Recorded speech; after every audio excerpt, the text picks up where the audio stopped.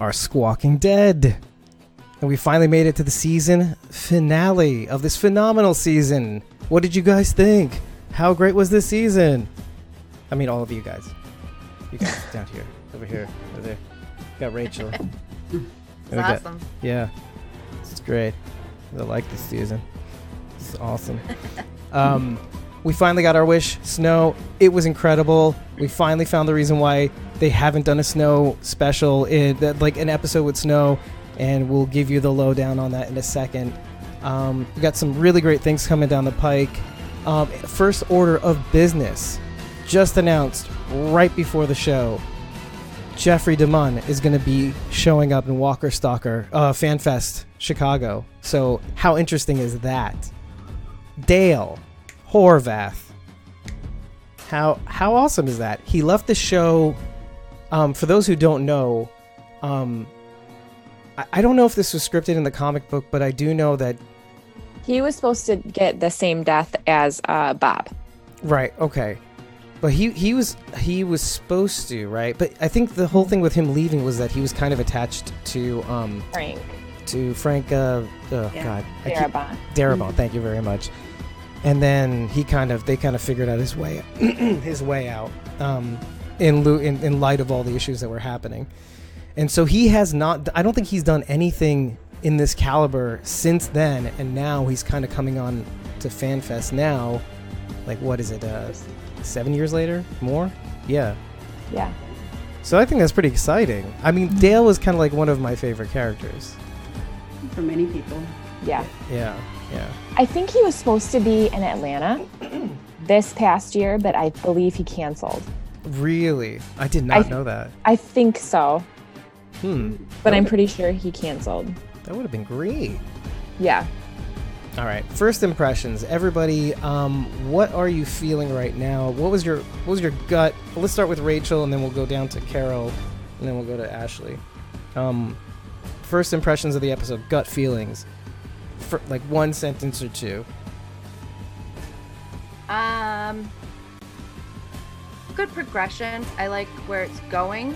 I don't know if we really got a whole lot of answers necessarily this episode. I like a lot of the comic book Easter eggs sprinkled in there. That was cool. And I'm very excited for season 10. Lot to tide us over. Yeah, no kidding, huh? Carol. That was visually quite beautiful.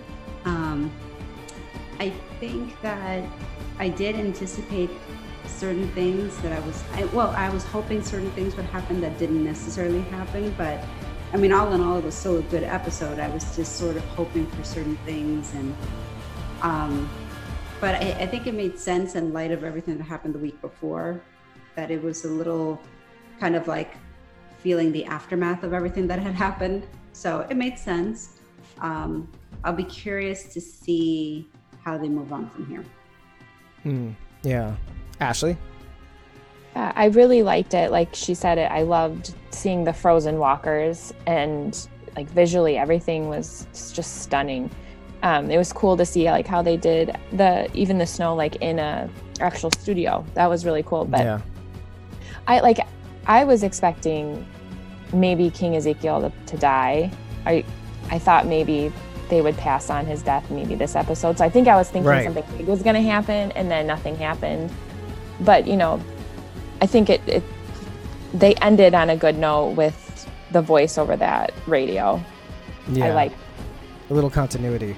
Yeah. Yeah, I mean, I think overall, like, you guys hit on a lot of the things I felt. Like, I think it was kind of like a period of mourning, but not mourning, because they had to do something that was grave, and they kept hitting these deeper snowbanky situations where, like, oh, we're in this cool little cabin. Oh, shit, we can't stay in this cool little cabin.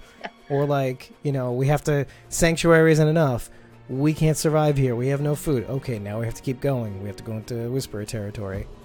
But overall, it was like, the overall arcing sense of the episode is like, oh, we're still in mourning. Things still generally kind of suck. So, sorry about that. I don't know if you guys heard that. But, yeah, things overall kind of suck. All over. until the end of the episode where things didn't suck as much. So, I think it's time to have Carol start off the show. The baton is in your hands. Well, pick a spot. Let's start. I mean, I think you definitely got a sense of the somberness of the episode. Like, I mean, I thought it was kind of interesting to see the change in the dynamic between Carol and Ezekiel, right away from the start. I mean, you always hear that, honestly, like the loss of a child affects, a relationship. And I think here pretty much kind of like they're trying to really bring that point home. You can tell that Carol's still like, she's still mourning Henry, and she's kind of on that cusp. So you don't really know where that's going to take her in season 10, like, but she's, again, she starts talking about like, I think I'm going to lose myself again. So she's just, on that edge, and we keep seeing that throughout the episode where like, you kind of are never quite sure what's going to happen. I mean, I have to say that there was even a certain point where I thought that like in my head and in all logic, I feel like, okay, nothing's going to happen to her.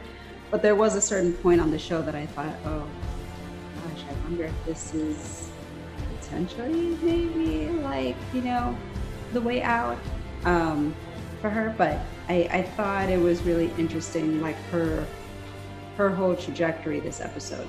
So in relation to Ezekiel, in relation to Daryl, in relation to Lydia. So it was, for me, it was really interesting. But I think probably for me, like the part that I enjoyed probably the most though, was the Negan Judith stuff. Yeah. That was the part that I enjoyed for me, or even the Negan parts in general. I mean, I think Negan liked the Negan parts too. Right. Funny. Yeah, I mean, I think a lot of the reason why we like this season, a lot of people say, oh, it's kind of like a callback to earlier seasons.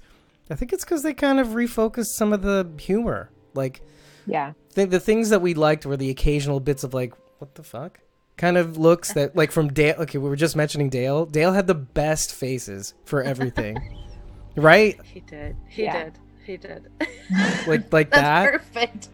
Sorry for the audio. Oh, just pull up any picture of Dale. You'll spit and hit like a Dale face. So there should be a hashtag Dale face, right? There's got to be hashtag Dale face. For those who know, yeah. So just look that up, audio people.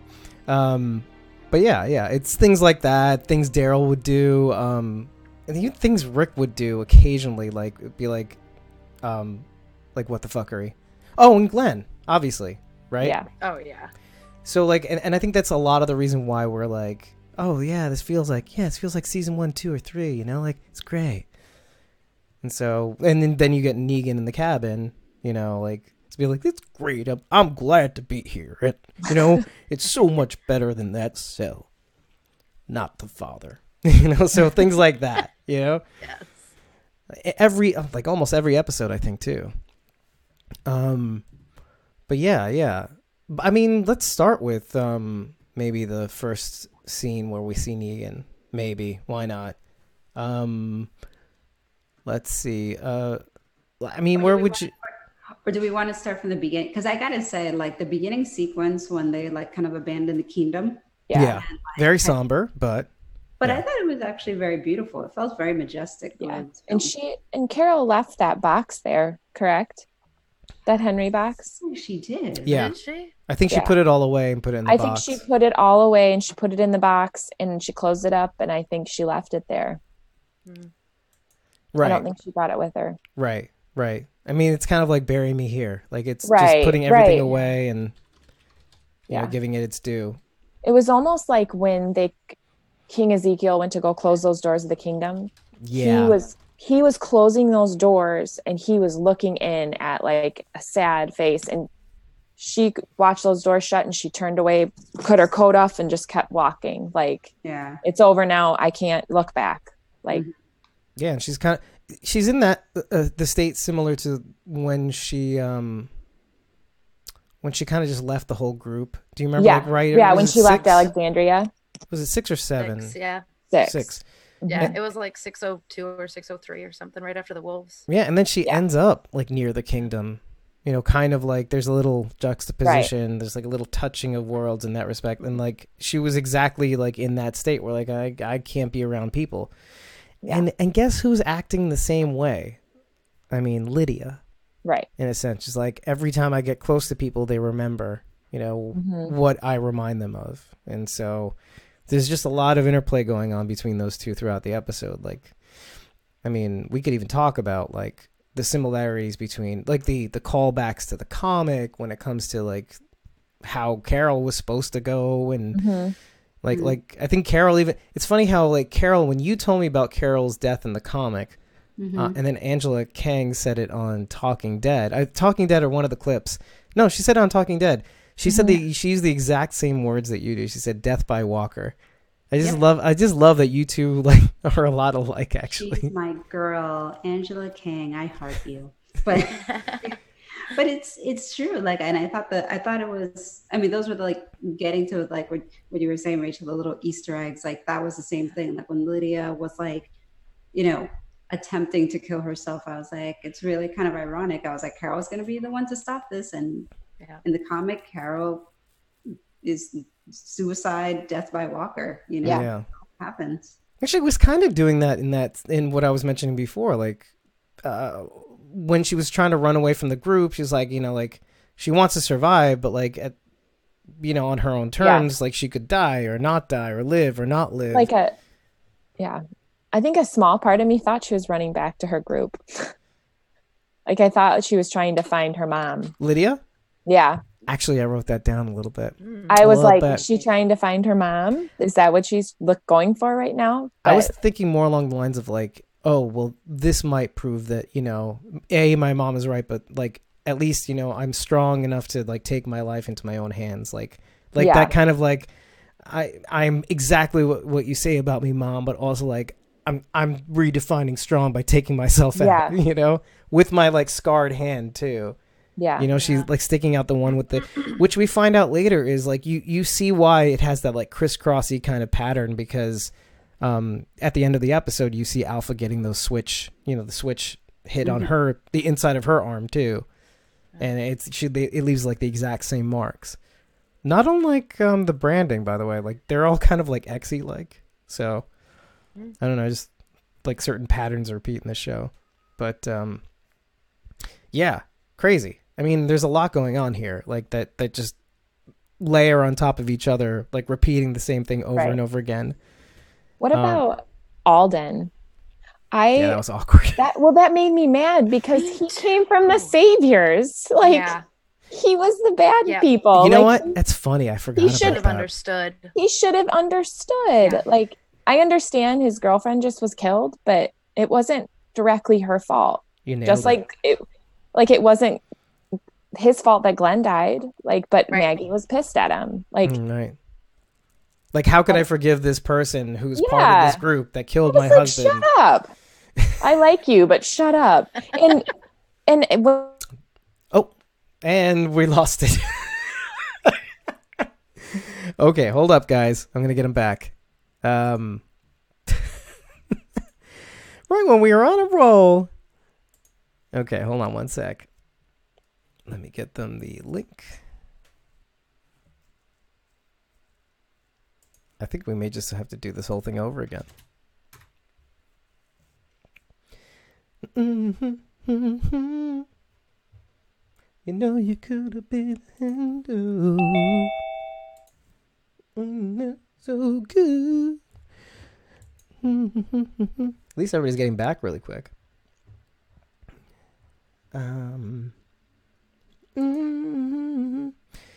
We almost all here? Just waiting for Carol.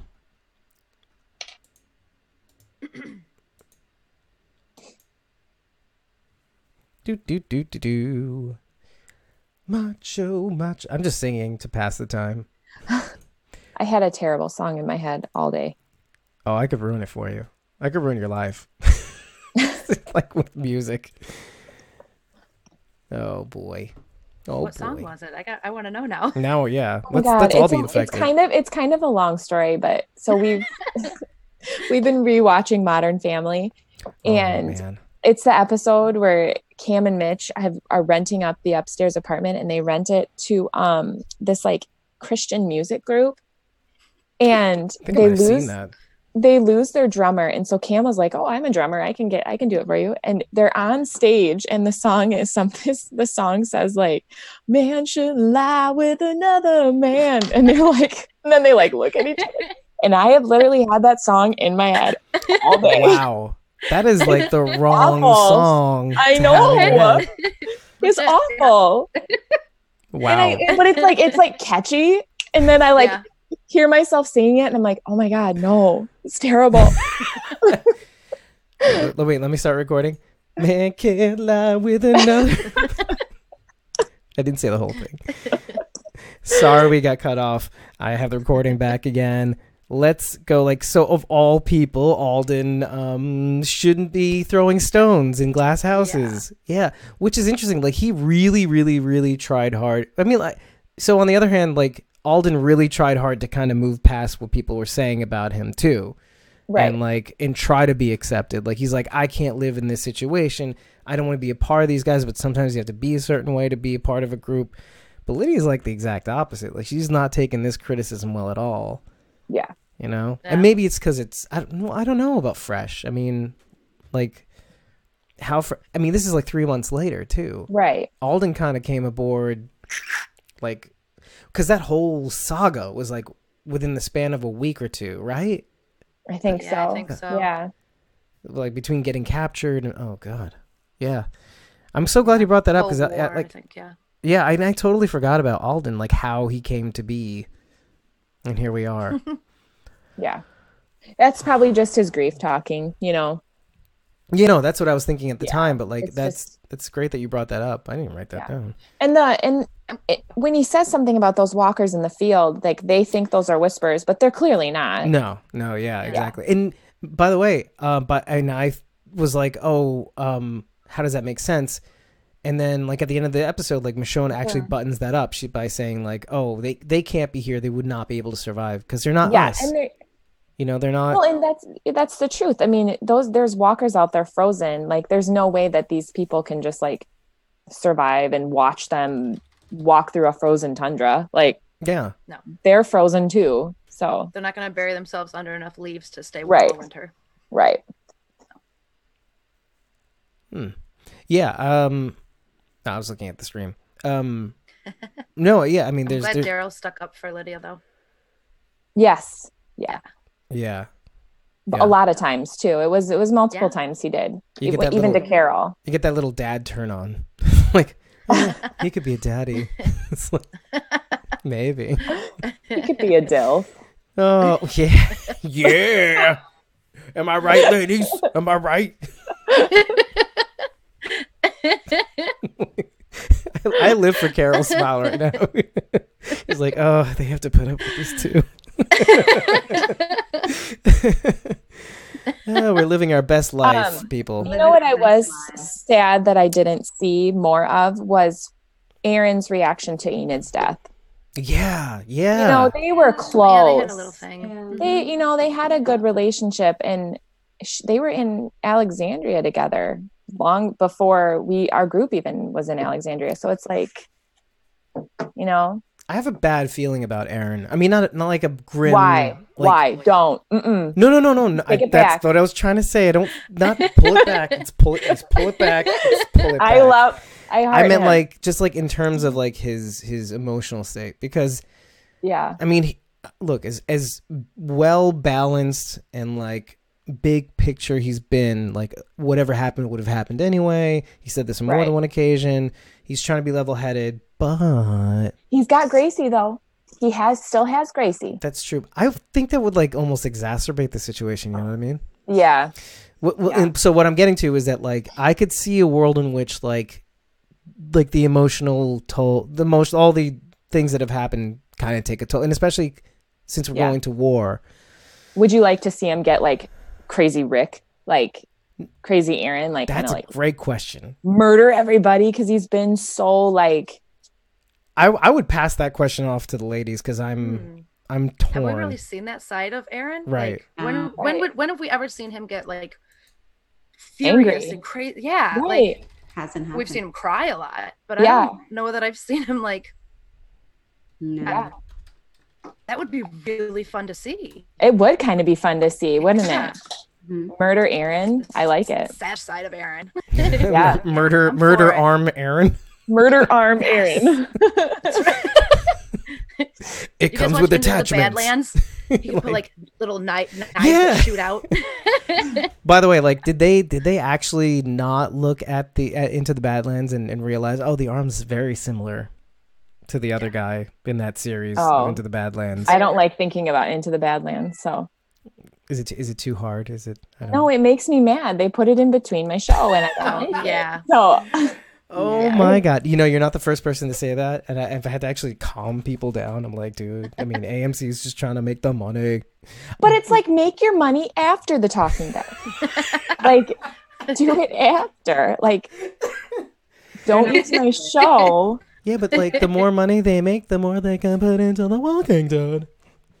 I suppose. Stop. That's a trick. That's how they get you. But you know what? It's funny. Like, so let's bring that up because we saw. I'm not going to talk about it, but like the interesting idea is Carol. You know Matt. Matt actually heavily recommended Killing Eve to me way beforehand, and so when I watched it during the break between The Walking Dead and Talking Dead, I was like, oh, I finally get an opportunity to watch the first episode because I hadn't started yet, and I was like, I actually really liked it a lot. I mean, but it did feel like the way Ashley just mentioned. It's like, okay, well, I mean, timing. But it's like this is a finale. Exactly. Like that did confuse me a little bit. yeah, a little It's bit. kind of taking advantage, isn't it? And I was dozing off at the end of Talking Dead, and I was so mad at myself. Like I was like, stay awake. Like Hold up. Let me tell you how serious that is for me, okay? I fell asleep. I did fall asleep through Talking Dead. How serious that is when I was doing the rewatch of both, because I wanted to do the rewatch of both, because one of our artists from the giveaways was actually on TV. Right. They posted her fan art.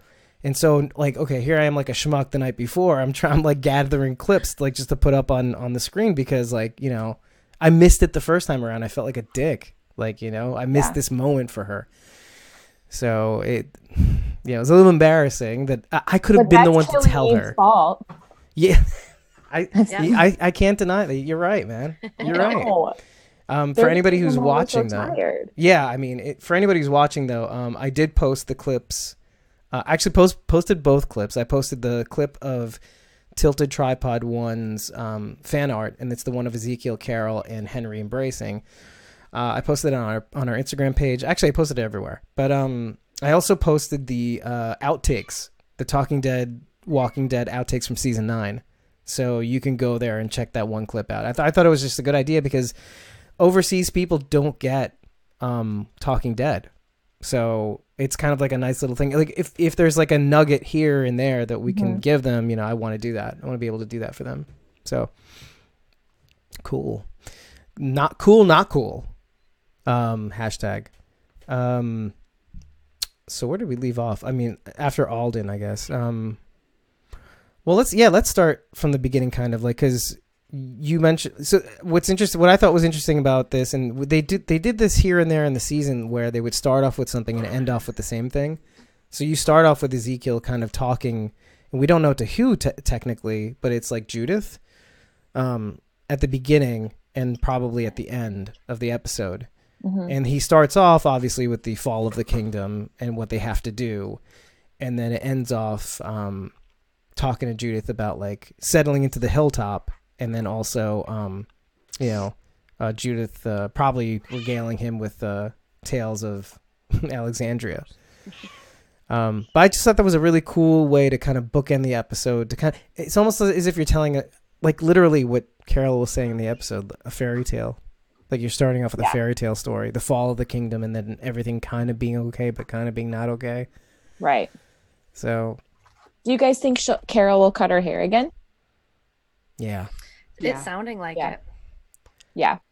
I mean, if she even had that long princess hair. I mean, I think she's gonna cut it. Okay, you saw her hair in Talking Dead, right? right. I think she's gonna let that grow out a little bit. Okay. What do you guys think? I think she'll I cut it think like my so. length. That would be awesome. Wouldn't it be cool if Carol's hair looked like Rachel's hair right now? I think that would be awesome. I think that'd be awesome. Yeah. Like a Super Saiyan Carol. Yes. Dragon Ball Z Yes. fans. Super Saiyan Carol. Oh, that would be awesome. That would be awesome. Can you imagine? I should do like a superimpose. She's kind of Super Saiyan right now, though. Yeah. Yeah. Later hair. Super Saiyan 3. Look it up. Yeah. Princess Super Oh, there's Saiyan so 3. many more. So many. We got everybody came back. It was like really weird. The Instagram stream, like people had kind of fled, and now like everybody just kind of back onto the stream. We got Kara, we got Lori, we got Nisa, we got Pretty Wicked Ghoul, who does some really cool VFX work, by the way. Like it's subtle, but it's just kind of like ew, like little like, oh, my finger's chopped off. Oh, here's the skin off of my pinky. Like that's not my pinky. Well, it's as big as most people's pinkies. But yeah, and here's the bone. I'm like, whoa, that's fucking awesome. So shout out to her. But yeah, so it does kind of invoke the fairy tale thing. I liked what Melissa said about the idea of when she gets to this kind of place, she remembers the scene in the forest, like where all of them are around the campfire, and she's like looking at this community, and it grounds her. I kind of enjoyed that because it's like, okay, I want to get clued into this thought process of what makes Carol tick, what keeps her on the ground. So what do you think it means that she keeps the ring? Do you guys hold out any hope for her and Ezekiel? Maybe. I don't know. Oh, I really want to pick your guys' brains. I feel like a possibility is there because she left that box there of Henry's, but she took the ring. So Right. I feel like that's still almost like an open door a little bit. She Yeah, like did try to give it back, though, right? And then he was He like, did. no, you keep it. So, Well, I don't he know, like could Right. it just be politeness?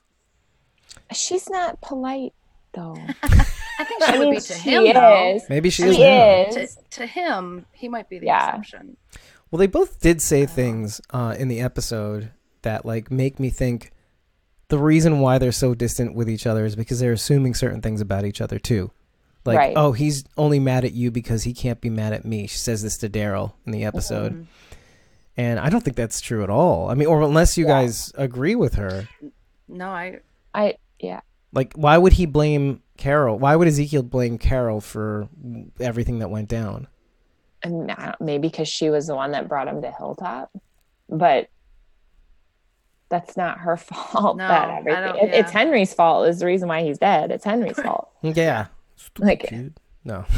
it's not even Daryl's fault. Like, he shouldn't even be mad Yeah. at Daryl either. Daryl tried to save it. Daryl did save him Mhm. Yeah. twice. Yeah. Yeah. A lot. He saved him a lot. Yeah. Like the first scene with Dog Right. Yeah. and the trap and the zombies. Like, what the? And we almost didn't get to meet Lydia, did we, Henry? Right. but Zeke also has a reason. He's what was his reason? I have it written down, but we're like bouncing around a lot. But do you guys remember what it was?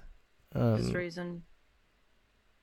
Well, I know that what he said was the last thing he said to her was, "I know that you have to do this. Go to Alexandria." I was like, "I'll never stop loving you," and I like what she said after. Is like, "I'll never regret the fairy tale," which does give me hope. But Mhm. Carol, you seem like you're like I don't know about this.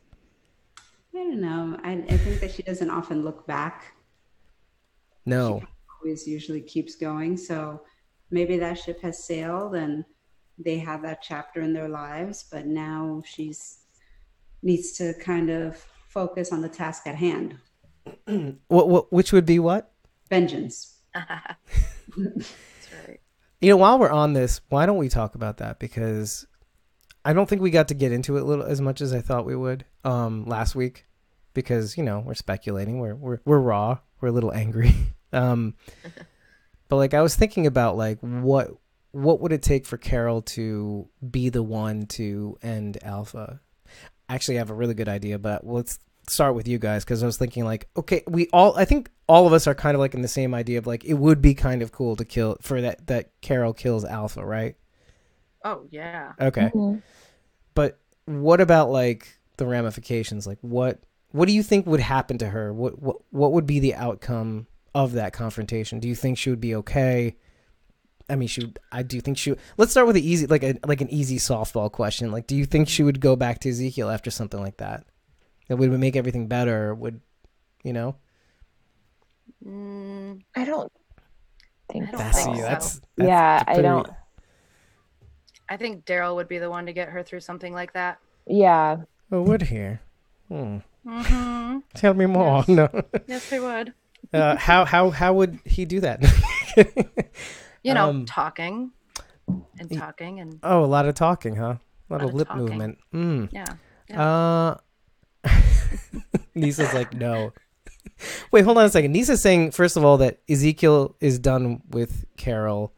But she's also saying no to Daryl and Carol, I think. Oh, no. A lot of no's there. Fully planned out Carol and Daryl's wedding already. See, and I've never shipped them, but after this episode, I can kind of see it. But would you guys think that it's like a more of a damaged goods kind of thing? You know what I mean? Like, I don't think it's meant to last. No, I feel like they are the only two that can look at each other and just know what each other are thinking. Like, I feel like it's just so comfortable. Yes. And I feel like he's the only one that can help her get through this right now. Right. Like, I can see that. And which is very kind of emotionally there. Yeah, they all acknowledge that too. I think everybody, like Z, Carol, Daryl. Yeah. They know it, but it's hard to say. It's almost like she's going through grief, so she kind of just like magnetized to Daryl. Yeah. Because what about you, Carol? Like, I'm curious to know what you think about that. Because I just think it would be a cop out to romantically link them. Yeah. Well, not. Yeah. It's like deeper than that. It's a very, very deep friendship. There's like a comfort there. Mm-hmm. They come from they both come from abusive backgrounds, so they understand each other and what they've been through. And there's an understanding that they have that other people can't necessarily relate to. They can't necessarily understand the way that they can understand. So I feel like there's an intimacy there without like the romance aspect of it. I feel like if there was a romance involved, I feel like, I don't know, I feel like it wouldn't be so, I don't know. Well, I feel like it's already such a rich relationship. Well, you can talk about like healing, but not even in terms of like romantic, right?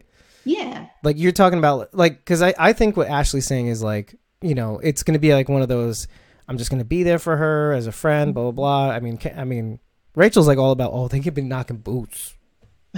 That'll be the very last episode, though. That's how the series ends, is with those two.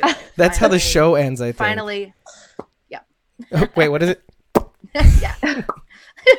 Literally. The show's going to go out with a wink. Yeah. Yeah.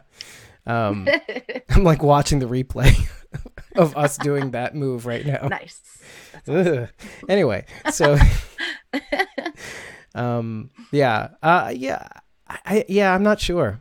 I'll be honest. Like I don't have a heads or tails kind of thing. I think I'll acknowledge that maybe that this is definitely the best thing for her if they're all acknowledging that, where that leads her.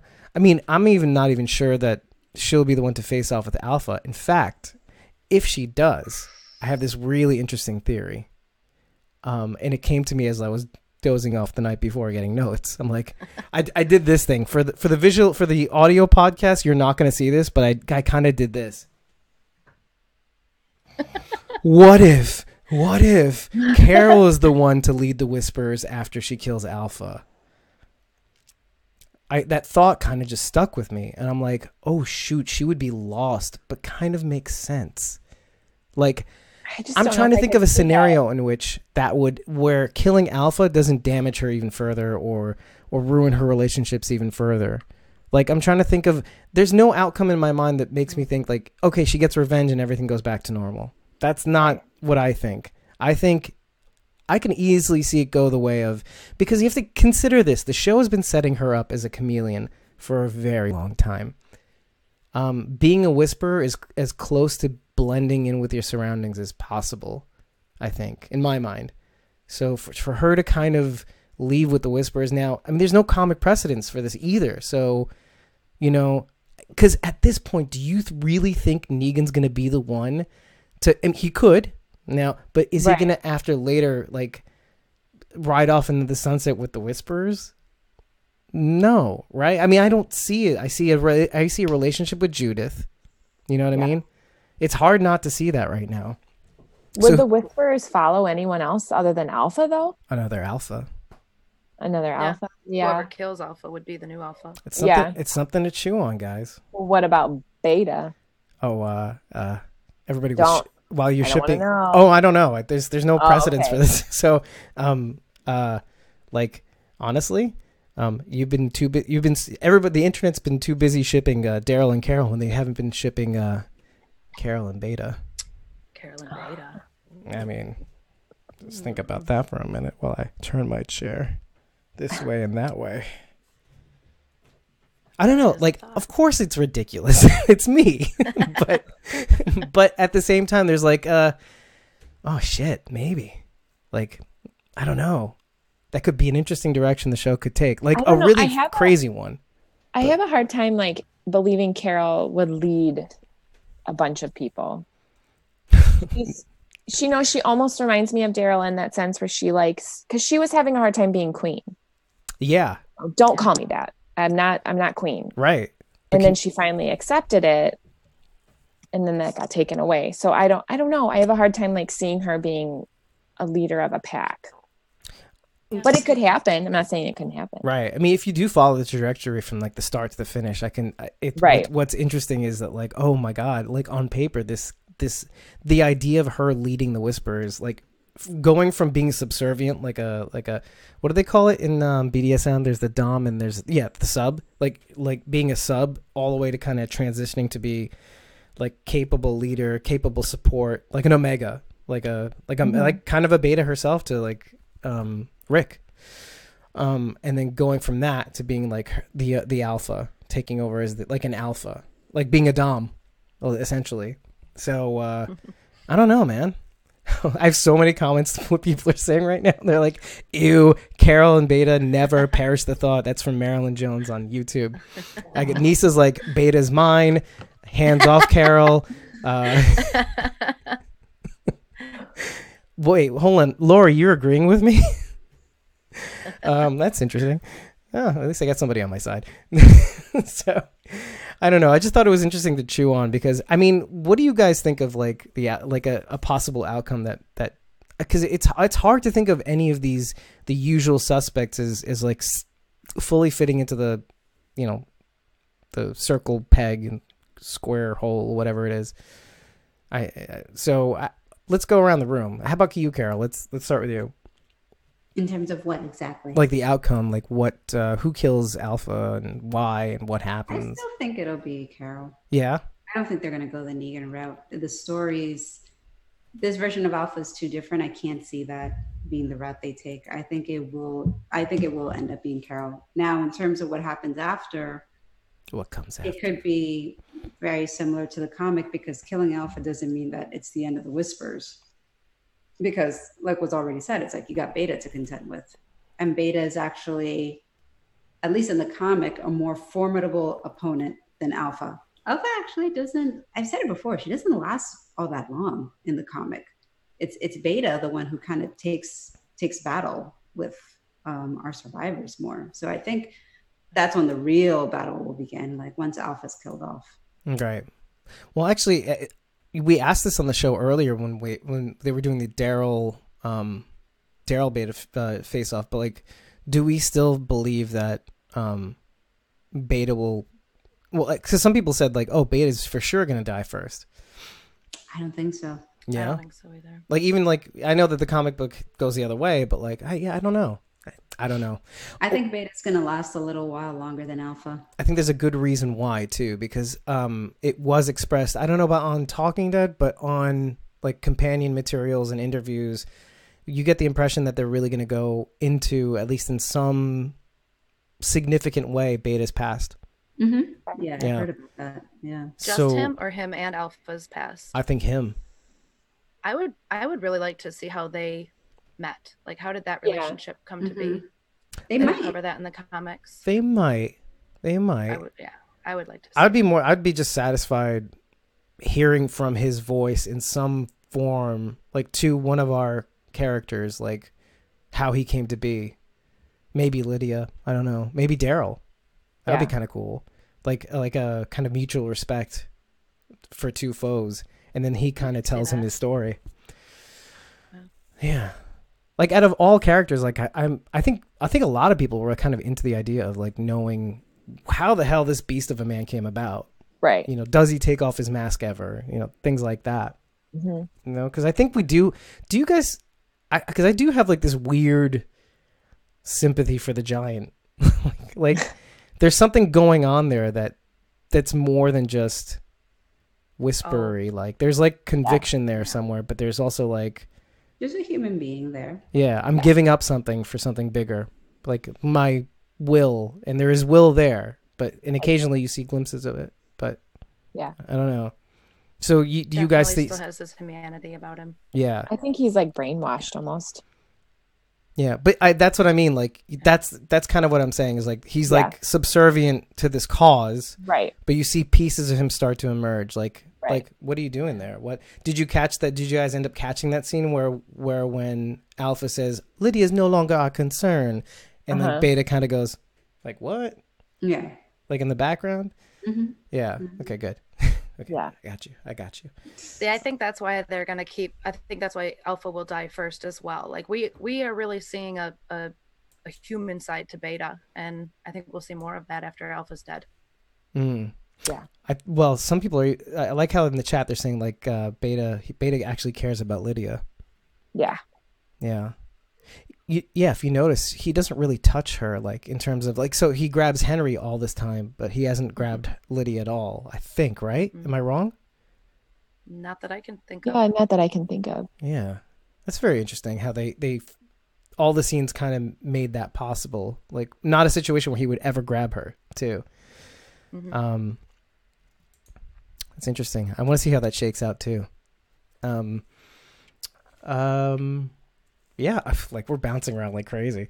But I like where we're going with these thoughts too. Like, okay, tell me about hashtag Kingtop. Do you think that's gonna stick? You mean Hilltop? Was it Kingtop? Kingtop. But Killtop sounds really grim. Yeah. I mean, Pillow Top sounds even better. Like it's like the opposite direction. Oh, Kill Top, no Pillow Top, but King Top. Yeah. Do you think that will stick? Just in light of if Jerry's in charge, it will stick. Who do you think is going to be in charge? Right. It almost seemed like Magna, not Magna. Yumiko. Yumiko. Yeah, it almost seems like she was, because the way she was talking to Michonne in the beginning when they were walking. Well, she mentioned that that Yumiko was now part of the council too, right? At Right. Alexandria. Oh, wait, that makes sense then. Okay. So she wouldn't be part of Hilltop then. Okay, never mind. Yeah. Well, you can't. Well, this episode was a bit hodgepodge. You had people from all, and I think that was the purpose of bringing Zeke out. Like, not to bring it back to the beginning again, but the whole purpose of Zeke going on the air was kind of like, basically, do you remember what you said about the Charter and the Defense Pact? Well, I kind of need you right now. Right. And so he's calling in everybody, and everybody's, you have representatives from the Kingtop. I'm saying it now. Kingtop coming in with Alexandria and bailing them out, like guiding them to freedom. Yeah. Freedom. So yeah, I thought that was pretty cool. But yeah, by the end of the episode, you don't know where everybody ends up. Like, some people are here, some people are there. Like Zeke is in Hilltop, obviously. And Judith is obviously in Alexandria. And so is Negan, obviously. But beyond that, I don't know who's where, It's kind of confusing. I mean, yeah. But yeah, who do you think, what are your thoughts, Rach? Who do you think is leading whom, where? Oh, at least Hilltop, I guess. Because I'm thinking Zeke. I know. I've thought a lot about that, and I've heard a lot of people say it could be Ezekiel, but I don't It's know, hard to the believe, way though, isn't it? It is kind of hard to believe, only because, I mean, I'm going to say this as nicely as I can. I mean, the kingdom fell. Right. So do we really want him leading again? Yeah. I kind of was, I'd put my vote in for Aaron. Yeah. Yeah. I think He was an Aaron would be a good Alexandrian, leader. though, right? Mhm. So Yes. so he's going to move. I didn't see him on the council, was he? Or was he just a voice? I think it was just a voice for Michonne. So Springboard. he could, yeah. I think he'd be a very good and fair leader. Was that you, Carol, last week that said, Negan leads the... I love... Just kidding. When I was doing the edit last week, I laughed just as hard then as I did now. I know, obviously, that would never happen, but he did. Why not? Tell me. He saved children and dogs in this episode. What more does anybody want? I mean, Puppies and like, kittens. It's true. pretty much. He's on the road to redemption. Oh my god. The whole chat's exploding with like, yeah, Negan. Like, okay. Yes. I think they even said it before the lag hit them, by the way. So they were on the same page as you, even though they didn't know it. 150%. Like, I mean, he's full of charm. Joe, he's throwing a child over his shoulder and a dog in his hand. Was this an ED commercial? With one leg that's like injured. I mean, come on. What more does he have to do to prove himself? Yeah. By the way, this episode is way manipulative. You Yeah. know? It's trying really hard to get you to forget how much of a dick he was. Well, even at the end when he says, you know, the people don't know they're evil. Right. That was very Yeah. deep. And that's the Very linchpin. deep. Like Mhm. he's saying, I didn't know I was evil. It's all I thought perception.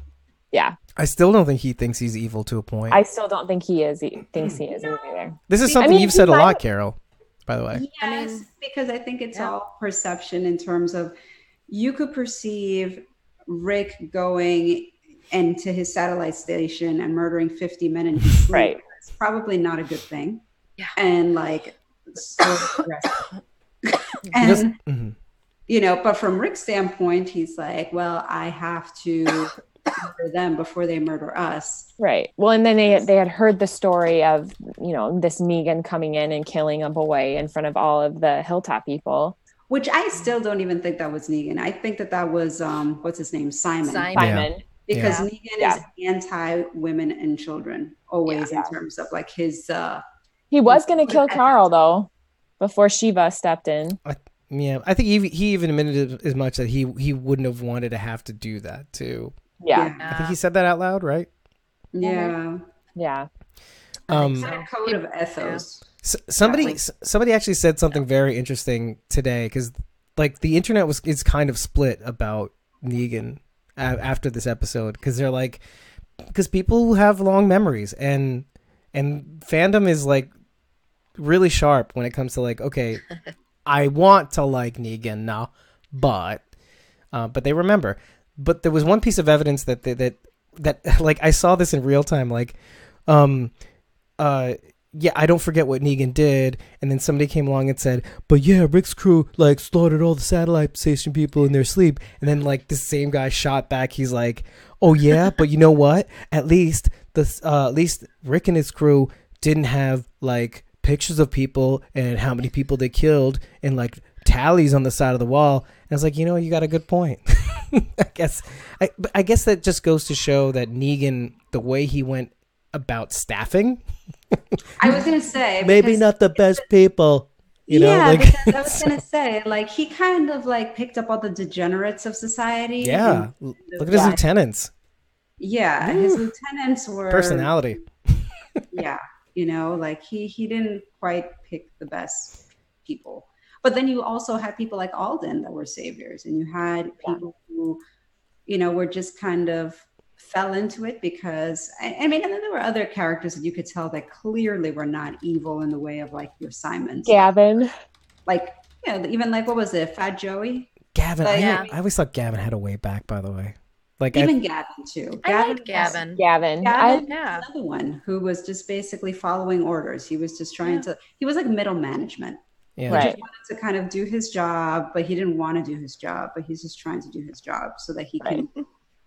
Yeah, it's like the quintessential, like the bad apple, like spoiling the whole bunch. Like You know what? We came to a lot of these really, really hardcore analyses, like by the end of season 8, where it was kind of like we were saying, like, you know, the thing is with Simon taking over the way he was able to take over, or try to at least. It's a direct, and Negan acknowledges, it's like, you know, I did not pay attention. I kept my eye off the ball. I wanted to believe. Exactly. You know? But like, it's not limited to just Simon. Like, he had a bigger vision in mind that involved a sort of rebuilding of civilization and a very strict rules-based society. Right. Even his own rules too. Like, yeah, you know. And he broke those. Yeah. Eventually. Yeah. It got away from him. Like, everything got away from him. Like, he even says this to Michonne on the walkie, which is nuts. He's like, you know, literally, like, you know, the time for, what did he say on the walkie? He's like, the time for talk is over or something. No like, more talk. Yeah, no more talky talk. And then, like, I actually said it exactly like that in the podcast. Yeah, and, like, whereas before he would have been more than open, obviously on his terms, but he was all about talk. Right. Yeah, I don't know, man. Yeah. The point being is that we all have long memories. Give him a chance. Yeah, I think that's what's going to end up happening. Like, Nisa put it best, actually, in YouTube. She said, forgive without forgetting. You know? Sure. That's what I'm saying. It's a good strategy. I've done that all the time. You can forgive somebody. It doesn't mean that I've forgotten a thing. You know, but I'm just saying. Well, we have to talk about that someday.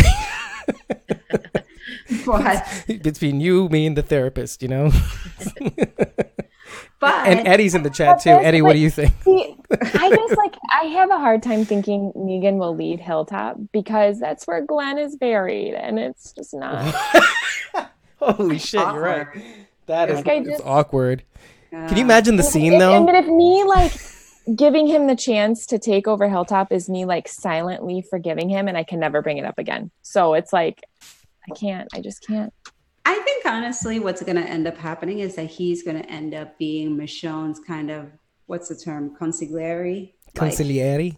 Yes. He will be like her touchstone, her sounding board for decisions that she makes. And he's going to give her frank, honest answers from his perspective.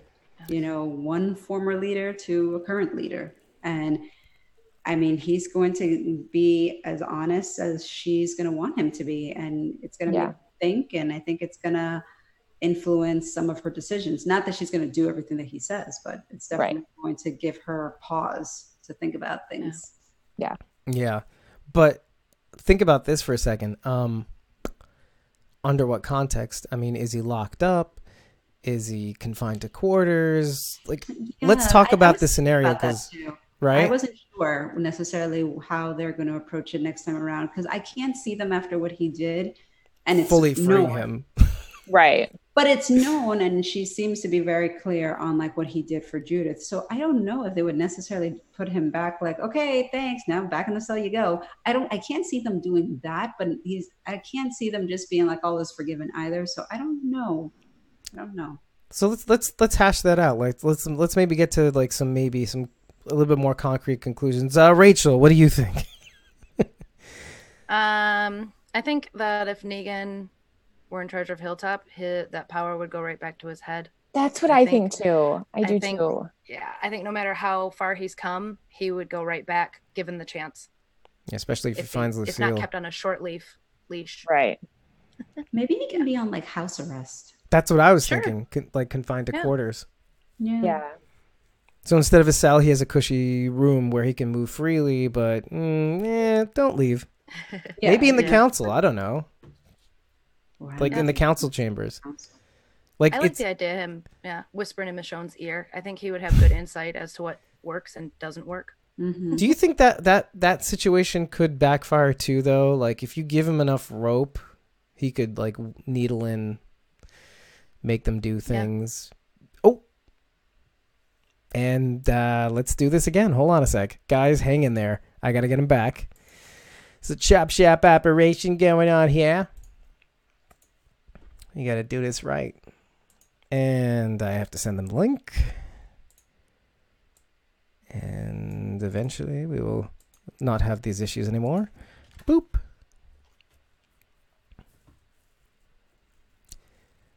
Hakuna Matata. Stick around, people. Look how big I am. It's larger than life. Aw, nuts. You have to spoil my fun. Rachel. There we go. Here you are. And I'm actually surprised. We're not even at an hour yet. See, waiting room, admit all. You thought you could drink on the job. Sound check, everybody. Hello. Hello. Ooh, you sound a little low, Carol. Say that again. I did? Hello. Yeah. Oh, there we go. That's better. Okay. And begin. All right. We good, son. Let me just check the Instagram stream. I think we're still good. I got Thorgon on the line. I got Mind of Beth. I got Nashville Negan. Hopefully he's still there. Yeah. So, I mean, the last thing I said basically was, like, do you think eventually it would be like a Lord of the Rings situation? Like who's the dude that would whisper in the other dude's ear? Like, he's trying to kill you and take your kingdom. Who happens to be in Deadwood, too. The doctor on Deadwood from the beginning. No. Anyway. But, like, I could see a situation where you give him enough rope and... Yeah. It's a tough situation. Like, we don't know where he's going to go. On the show. Yeah. As much as we had the feels for this episode. Would we want to see Rick and Negan together again, but under these circumstances? I don't think that's going to happen. I don't think so either. Mm-mm. Yeah. I don't think so.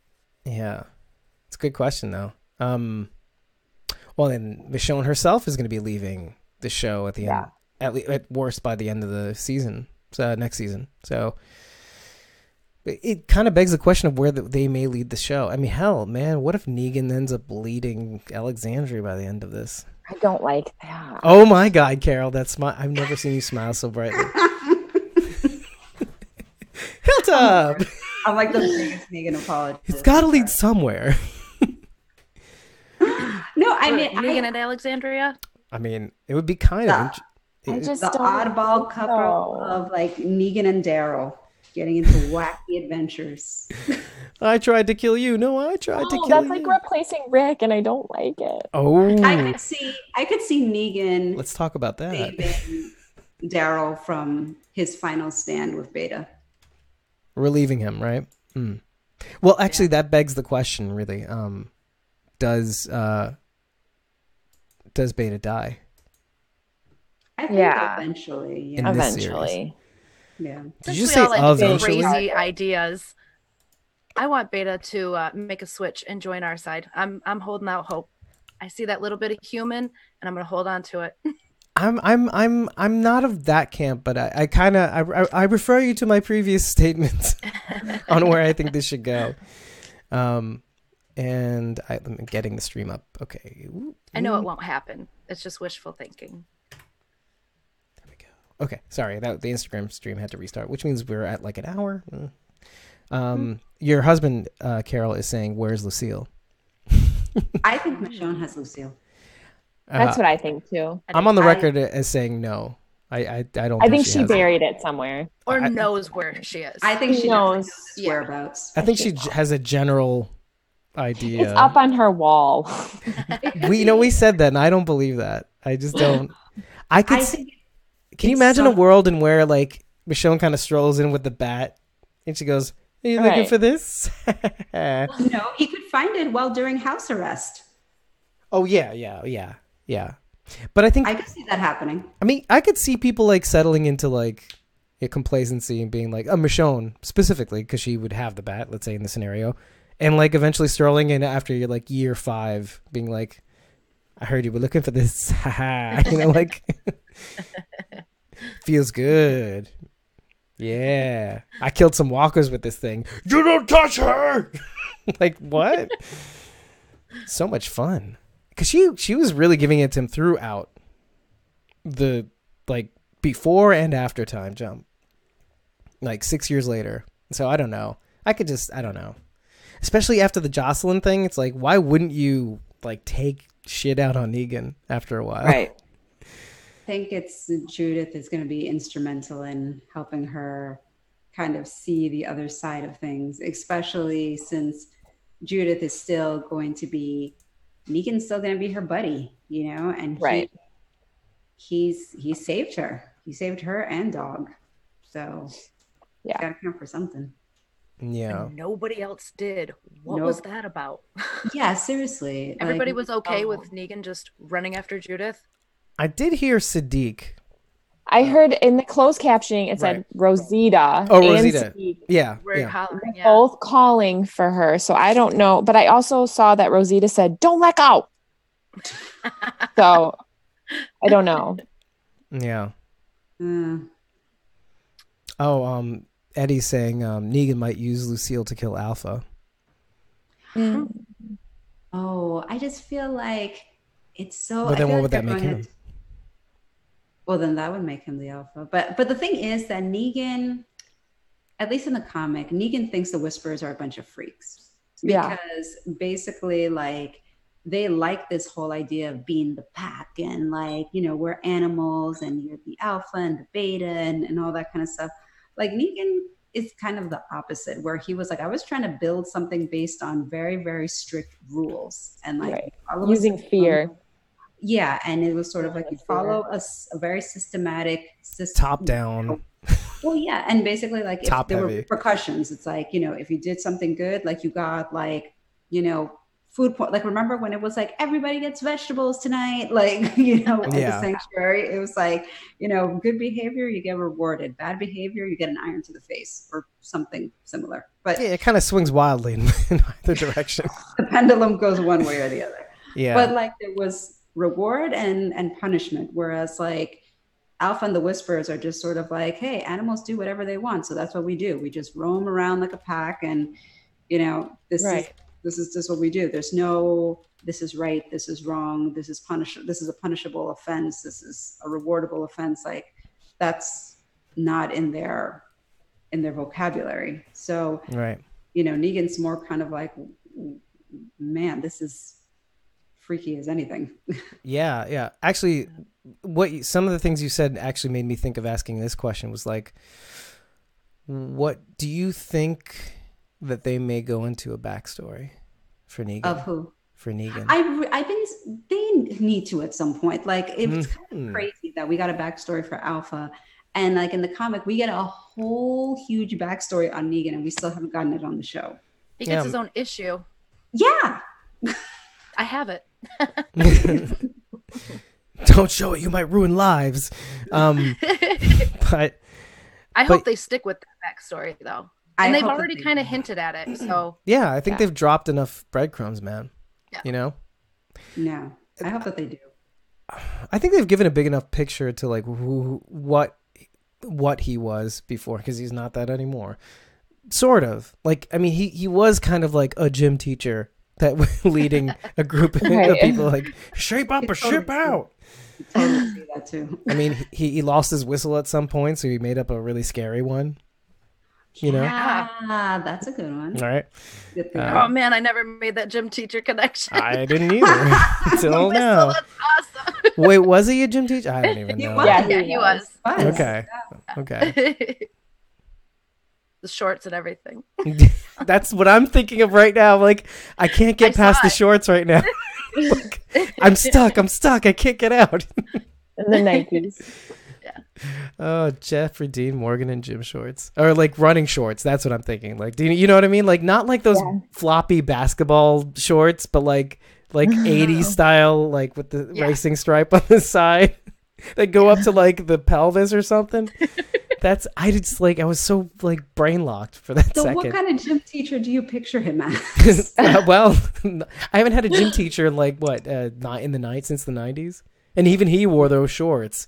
So he passed away a couple of years ago. I'm pretty sure my gym teacher did too. Yeah, a whole bunch of knowledge just dropped right now.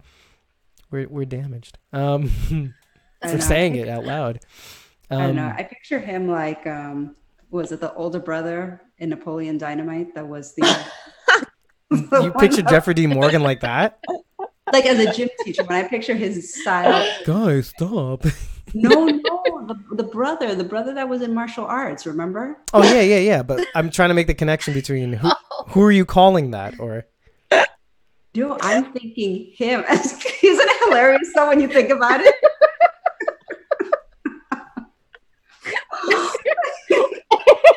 Now I'm trying to think of Lucille, and like now I can't stop thinking of like what was her name, LaFonda, right? Yeah. Wow, like I didn't think. I remember when he was in the class, he would tell them like, "Bow to your sensei, bow to your sensei," and like he would slap him on the back of the head. That's what I picture Negan as a gym teacher. By the way, now I'm thinking of like the time travel device that goes that electrocuted the dude's balls. Okay, anyway, whatever. I mean, I don't know. You remember random things from the movie? Yeah. We're gonna go time traveling. Oh, it burns. Wow. I mean, we answered a lot of questions. I mean, to be sure, including some that we didn't think of asking before. Yeah. Wow. No. Okay. Hold on a second though. When he was talking about being a gym teacher, like now we're actually treating this seriously. It seemed to me that he wasn't like that. Like he was more of like a, Well, he doesn't go into it much on the show. Like more of an inspirational kind of thing. Kids need direction. What does he say? Like Yeah. kids need to be led, or Yeah. So like more of an enigmatic, like charming, charismatic. That's what I meant. Charismatic kind of figure. He probably started after school programs with the kids, I'm sure. Yeah, they just need purpose, right? Right. Isn't that what he said? No, he said. Well, he said people are a resource. Yes. And then when you look at kids like that, I guess in a way, like you give them purpose in a classroom, in a gym setting, or whatever it is. Yeah. Like being able to see everybody's potential. Yeah. Which, I guess would make sense. It would translate really well. And at some point goes off the rails because you don't give the gym teacher the reins of leading the school. Okay? No. Which, by the way, didn't the sanctuary kind of look like, okay, this is what a school would look like without all the levels? Like, you just remove the floors. Can I say that was such a tease for me because, I've been saying that I've been hoping and waiting to see if we'd find out what happened to cause the sanctuary to fall. And when we didn't see it. No, when they got in there and they were like, "Welcome to the sanctuary," I was like, "Oh, is there has to be some significance to this?" No, but I think it's kind of cool that they did that. I know, me too. No, it was cool, but I was just like, oh man, are we gonna find out more information? And then I was like, oh, okay, I guess not. I mean, but like I was thinking the whole time, like, okay, we're going to find out some snippets of information here. What happened to the horses? Did they leave them there? Good question. They said we got to go by foot, and I got so concerned about those horses. Yeah, I think they're okay. Yeah, I can see what. Actually, that brings a really good question to mind because when you think about how season 10 is going to start, do you think that it's going to start right after the last episode? Or do you think there's going to be some more timing? No, I think. Well, right. I think that we're going to go in time a little bit. Yeah. Just a bit. I think, like Angela Kang said, she said we're kind of tracking time through Rosita's pregnancy. I think we'll maybe see her a little further along. Good point. Third trimester, maybe? Yeah. Mm-hmm. Maybe. It was pretty big this episode. I mean, What are you trying to say? There was one shot. When Father Gabriel came up behind and put his arms around, that was one. And then later on, she had her coat on, but it was kind of pushed back, and you could see her sticking out just a little bit more. Right. She actually looked bigger in that shot than she did earlier. So I don't know. Maybe like. Do you think they might? Do you think it might jump to? They might jump to 7? Yeah. Or they could jump to like right before she has the baby. Because something might happen. Come back. Yeah. I was thinking they'd come back and she'd already have the baby. They didn't have to mess with the fake belly. Yeah, exactly. Yeah, fuck that shit. Well, actually, do you think she'll make it? Or do you think it's going to be a 3 men and a baby situation? I think now she will. Yeah, I think I thought she was done last week, so what do I know? Exactly. I'm thinking they might do a tongue-in-cheek three men and a little lady kind of situation. Like Yeah. she dies in childbirth, and then these guys like take over.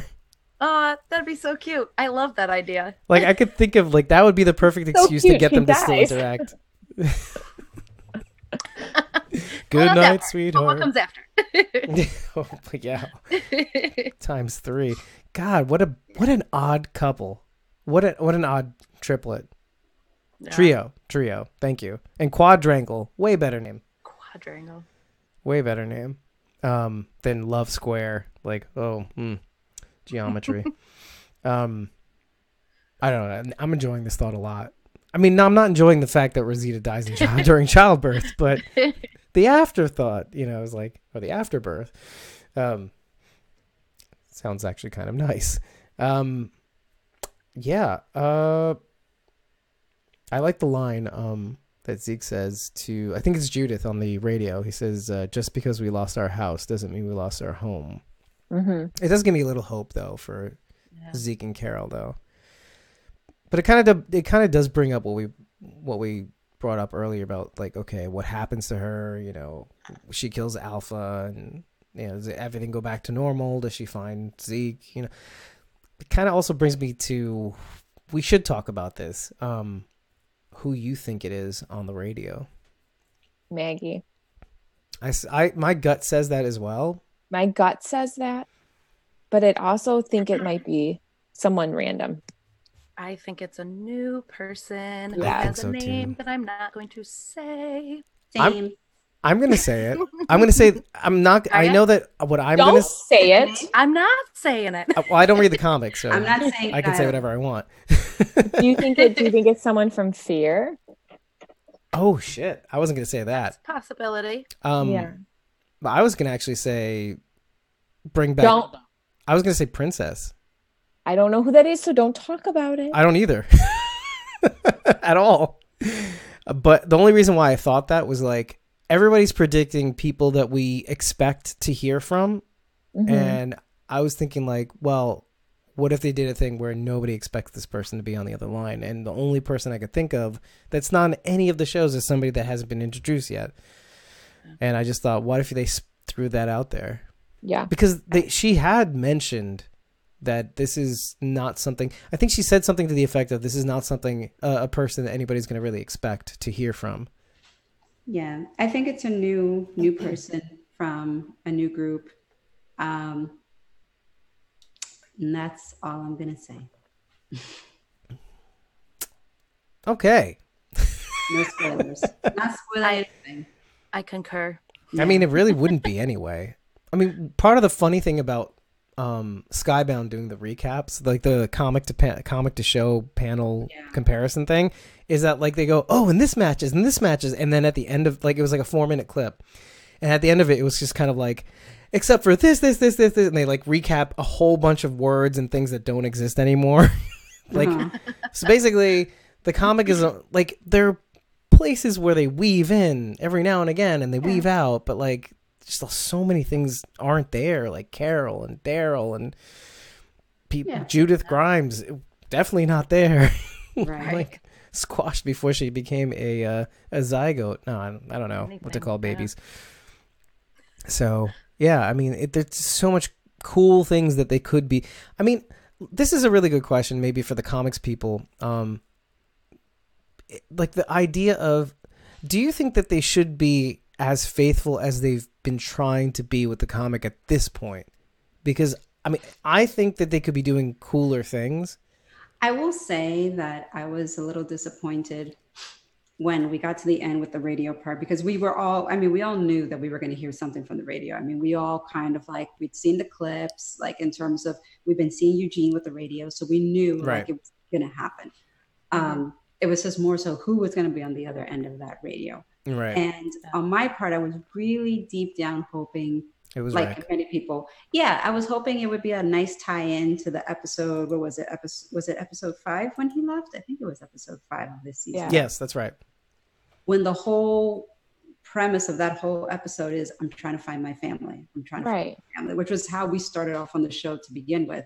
And I was really hoping it would be Rick on the radio being like, this is Rick Grimes, the way he used to be on the walkie-talkie, communicating to Morgan to be like, I'm trying to find my family or something. And that moment would have been like so awesome. So when it happened, I wasn't surprised because as a comic book reader, what happened is fairly accurate to what happens in the comic, but I don't know. It wasn't as it's not as exciting as if it had been like Rick. So because it's like it almost, if you knew who the person was on the other end, that gives you like hope and gives you like excitement. But then if you don't know who it is, you're like, well, it could be this person, but maybe it's this person, and where are they going and who are they from? Yeah, the show wants it to keep you guessing. You know. And if it turned out the way you thought it was going to turn out, or that most people thought it was going to turn out, then it's not as satisfying. Like it's, who said this last week? It was one of you. It's like, you want to be surprised, I think it was you, Ashley, right? Yeah. Yeah, you want to be surprised. That's what you pay good money for, not doing it all. So, yeah. Oh, sorry. Actually, I was going to go back to this part, like the bone to pick that Chris would usually do. And I'm going to give you the bone to pick, but I'm also going to spitball and whatever. I also have an answer for it too. Is a lot of people had comments about if it's so goddamn cold, why is your jacket open? Why is your hood, your hood not on? As a mother, I was like, zip up your coat, Lydia. Like what are you doing? Right. It's so cold. You guys are in the Midwest, and Carol and I from the East originally. And like, you just don't do that. Like, your mom would just go like, zip that goddamn coat up. Don't be a fucking hero. Like, honestly, maybe not your mom, but that was honestly like what my first thought was, like, zip up your coat. Like, it is cold. It is cold out, Negan.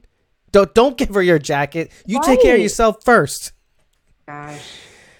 Are you like having flashbacks, Carol, to like when you lived in New York?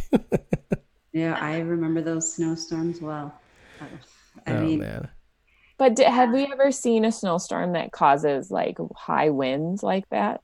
Yeah, that was a little because I've never seen that before. That was like blizzard conditions. That was we just went through that a little bit.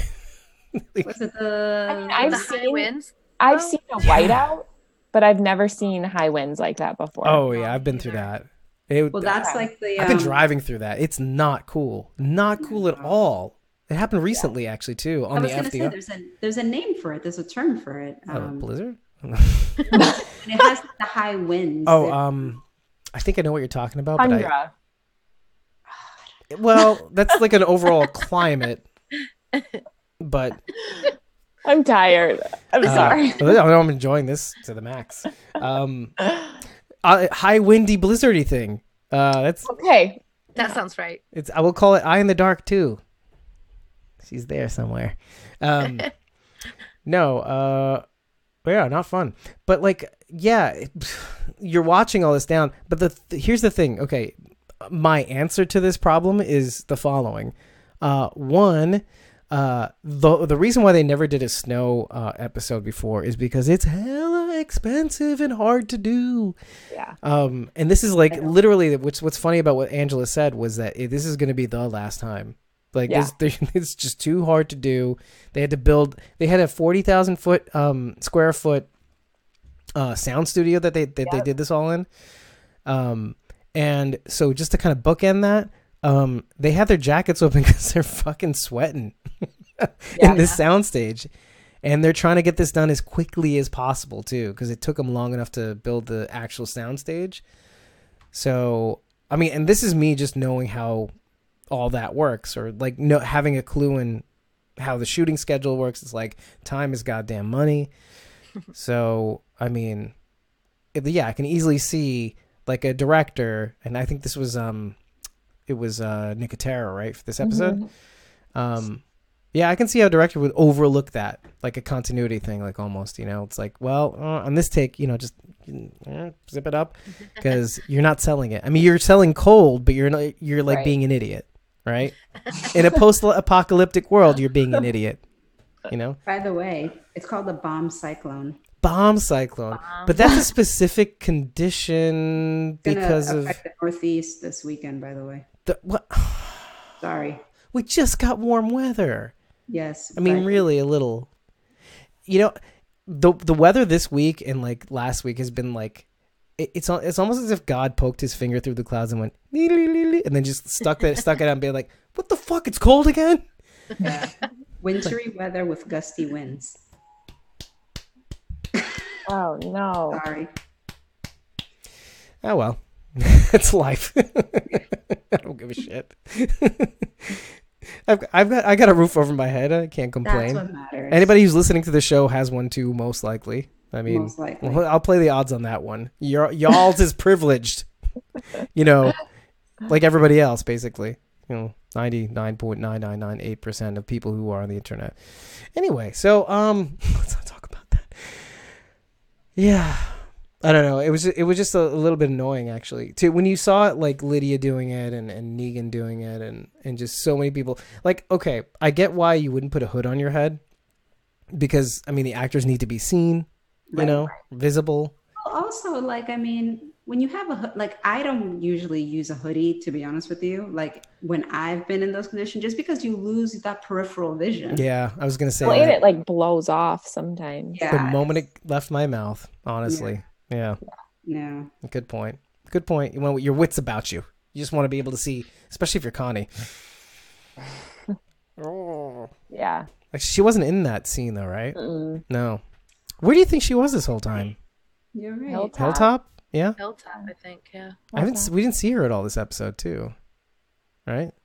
Mm-mm. They didn't pay. They didn't have enough money. Wait. Okay, that's interesting. So, all right, pump the brakes. Remember all the stuff we were talking about with Daryl and Connie? Yes. That's gonna go nowhere now. Right. Right. Huh.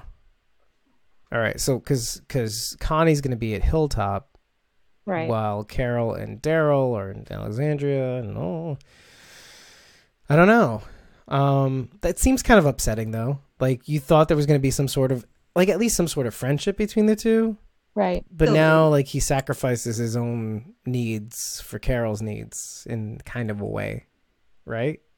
Would you Yeah, agree with I like- that? Yeah. Well, I don't know. I think he needs some comfort too, you know. And I like that they, even if nothing comes of Connie and Daryl, I like that they showed us that Daryl can still connect with someone else besides Carol, besides Rick. You know, he's still connecting with other people. Do you think he might backslide because of this kind of like codependent nature of maybe how he and Carol are going to be at Alexandria? I think so. I would say He's strong. codependent. That's probably wrong, but like I do think he's kind of like saying, "Oh, hey, all this progress I've made, well, let's redirect that, or let's not He did, go you know, anywhere." he did suggest taking Lydia somewhere by himself. So, But he didn't want to. yeah. But he was going to. But he would. Yeah, I But mean, he he would. He's he's like that. He's like duty bound kind of thing. Yeah. Yeah. I have a hard time of thinking like where, and I think this is kind of a good place to be too. Like I'm thinking about where he could go. Like literally he can go anywhere, but he's choosing to kind of be there for his friend. But like he shows that he can be doing this. He could lead people. He could be a father. You know, he could have a relationship. But I'll just be with Carol. So I don't know. He has range. But it's good to it's good to kind of like embrace the fact that like, oh, okay, at least he can be these things. You know, we're in a world where when he came into the apocalypse, he's like, I'm good for nothing. You know, like It's true. God, he was kind of so like the way people look at Lydia now. You know, good for nothing. Yeah. Do you think Alden will come around? Yeah. Yeah. That was pretty Better. quick. Yeah, I don't know. I I think he will. Do you think he'll apologize to her? No, but I No. think he'll come around. Do you think he'll end up being with her? No. I just felt like going further. Why not? Sure. Can you imagine though? Like, I don't know. I mean, now I'm just thinking about it. I'm like, it actually doesn't.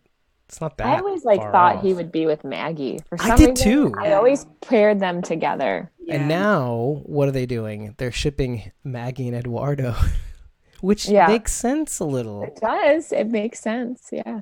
And where would this happen? I believe it would happen off in the spin-off series if that's where she's going to end up. Right. I don't know.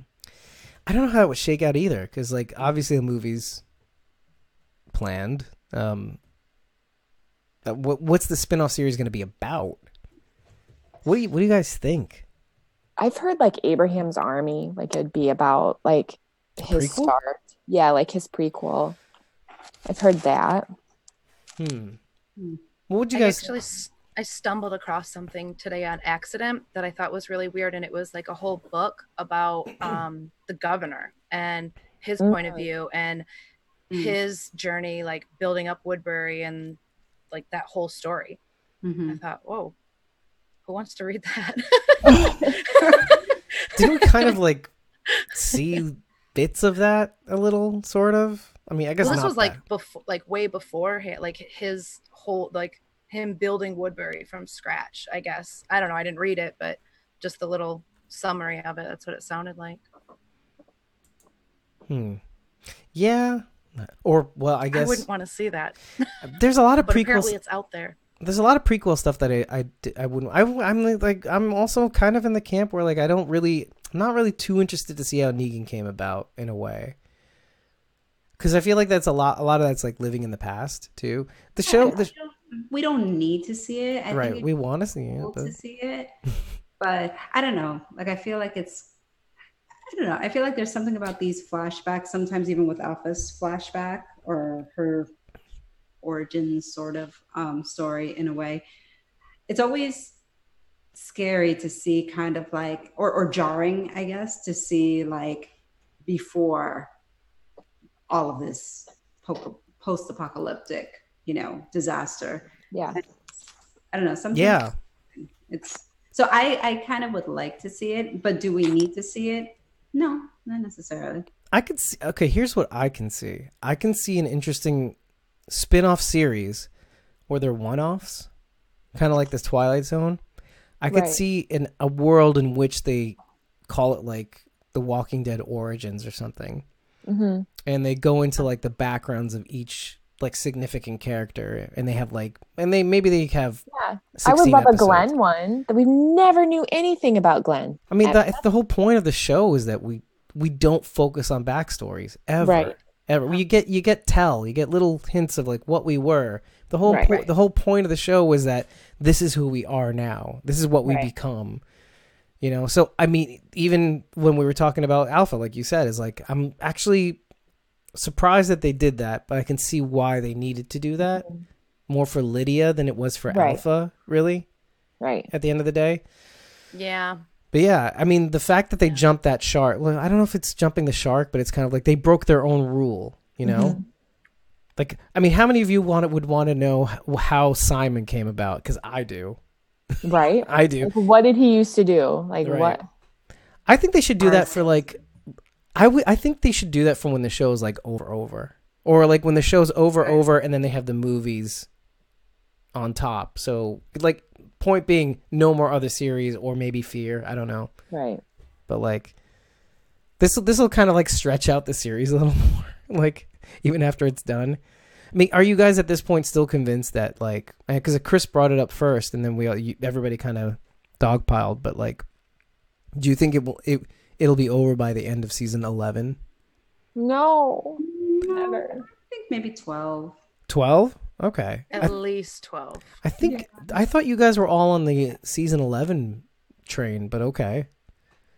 So because like, you have to figure season 10, we're gonna deal with the Whispers, right? I feel like that'll probably take maybe half of season. I don't think that they're gonna drag it out a whole season. Yeah. Right. No, I don't think so either. Half a season. Which is kind of why I was saying like, there's a movie in the pipe that may cover a lot of the themes that we know are coming. And then you have a spin-off series, which we can't tell what it's going to cover, but maybe it covers like parallel happenings to the movies and like the show. So what's left over for the show, the main show? Right? I mean, is there another season of leftover stuff? Well, another 2 seasons of leftover material. That's a question. I'm not in that camp, mind you. The comic books are still coming out, so there's still new content to cover. Yeah. That is true. I guess it's all up to Kirkman at the end of the day, isn't it? Like, Yeah. there is still room for source material on the show. Oh, I mean, and if not, then he could at least board it. Like, considering the divergence from the TV show, he could go in a completely different direction, you know, and still make his comic and have like two different kind of divergence universes, if they have the balls to do it. To be honest, because that's I think it kind of brings it back to the original question that was asked. It's kind of like, I could see them doing pretty exciting things with the show if they just let go a little bit of the comic book material, like a little bit more of the comic book. You know, make more interesting characters. They let go a lot. They do. I think, yeah, it's very, very different. There's little things, but it's so different from the comics. But I think the overall story trends in the same direction, the same vector, I'll say, right? It seems in general, a very, very general. Yeah. Just saying vector, like the same. Yeah. It's over there, the goal. But the details are very different. Yeah. Right. They might get to the same end destination, but the way they get there and the details surrounding that are very different. Yeah. See, I think they could take the surprise to that next level where like they do something that's irreparable that they can't come back from.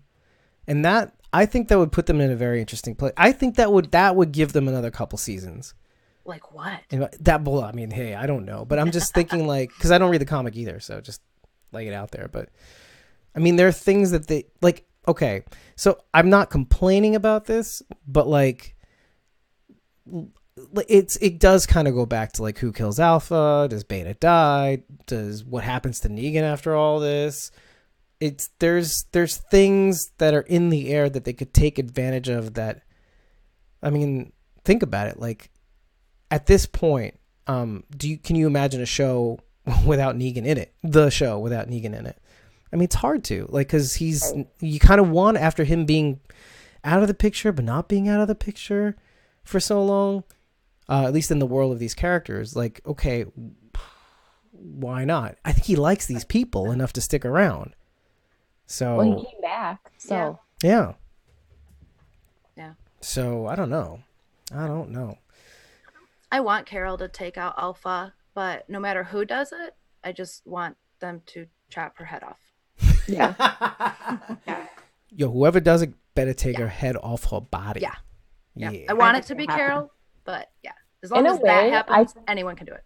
Like, in a way, I kind of want it to be Lydia. I think I'm in that camp too, just in terms of ramifications. Do you think she can, though, emotionally? I think if she does it, then she can do anything. Oh yeah, if she could do that, she can do anything. But I don't know I don't know. I mean, it tore her apart to like push her mom away. You know, when she approached her at the kingdom. Well, I don't know about head removal, but I can see Lydia's head removal service. But you know what I mean, like kill her. But like, right, there's a gradient here that we can work with. You know, like I'm picturing Lydia chopping her head off. Yeah, that's a bit extreme. I have a perfect scenario for you. Okay. Lydia and Alpha are like on a cliff, right? And then Lydia pushes her, and on the way down, her head comes off. Yes, there we go. How about that? Oh no! But Negan's on a ledge holding a machete, and her neck just lines up perfectly. The back of. I want her to get ate by walkers because those are her guardians. I don't know. I feel like her getting ate by a walker would poetic justice, right? Yeah, poetic justice. Oh, wouldn't that like deflate? Wouldn't that like take the wind out of your sails though? Like, oh, of all things, it's poetic, but it's also kind of like, oh, I wanted somebody to pull the trigger, you know? But something like where she like falls off a cliff. I don't know. I think we've seen that scene too much too. Like somebody falls and hurts themselves, like, and they start screaming, and then Walker's comes like, and then they come towards that. And then I know. I'm trying to think of a better scenario, but I can't think of it. Yeah, that's when they have writers. Maida cuts her head off. What? Beta cuts her head off. See that's appealing to me. I could see like a conversion thing going on, maybe. And who gets him to do it? Yeah. Lydia. Yeah. Maybe. Yeah. I do want to see though like a transition for Lydia to turning into like more of a Daryl. And right. would this kind of scenario push her in that direction, like self-reliant, don't know where she's going to end up, but I can handle wherever I go, you know, kind of thing. Yeah. Kind of like what we were talking about last week. Do you think she can be a survivalist? She's been with a group for so long. A group of survivalists. Yeah, but they've taken care of her. True. Do you think so that's a good question. Oh boy. Hold on a sec, folks. We gotta connect. You gotta go. No, I am connecting everybody together again.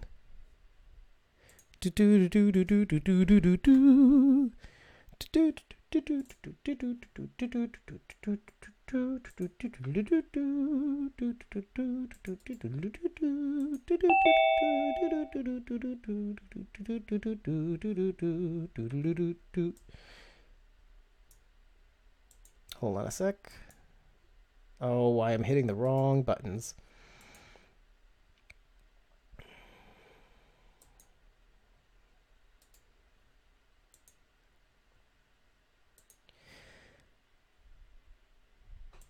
All right. And here we are again. My computer battery is at like 12%. Okay. I don't think there's much show left, to be honest. Okay. What were we saying just a second ago? It doesn't really matter. We can move on because I think we had a stopping point. Hold on one sec. Yeah. And recording. Whew. Let me see where we are. Let's pick out some things from the chat because some people are funny. Wow. Okay, a lot of people just jumped in. There's a user called Clown in Cult. I enjoy that name. It's both clowns, which I love, and then there's cults, which make clowns really scary. Clowns? What's I'm that? Terrified You of love clowns. clowns? I like clowns. I like clowns a lot. I enjoy clowns. I think clowns are unsung heroes. Creepy as fuck unsung heroes. But like, who doesn't like a vaudevillian clown? Really? Come on. I'm actually like shaking thinking about a clown in the room with me right now.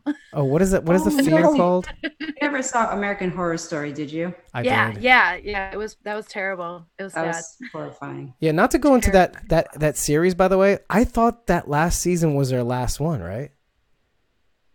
Is American it? Horror Story? Yeah, but they're coming out with a new one. Yeah, I think they're doing another one. Yeah. I thought that last one was their last season. It felt like it, didn't it? I didn't get to see the last one. I Oh. watched like the first 2 episodes and that was all I got. Let me give you a hint. Nuclear catastrophe. I don't know how you come back from that. Well, it's a totally different characters, totally different timeline, story. Completely different. Everyone's No, dead. but it's all connected. The universe is connected, by the way. All of the stories, they exist in the same universe. They can jump around in that timeline though. Yeah, because they're using the same actors to play the different parts. Yeah. But they acknowledge that. They like show the two actors in the same room playing different people. I love that. Anyway, just I don't know where they can go from here. But anyways, wow, there's a lot going on in the chat, in the Instagram chat. Oh, and the clown says they love me too. Well, I just that makes my day. That makes my goddamn day. Anyway, yeah, I think there's not much show left, really. How about like, final thoughts? Season 10. Any things that you just want to throw on the plate and just start attacking?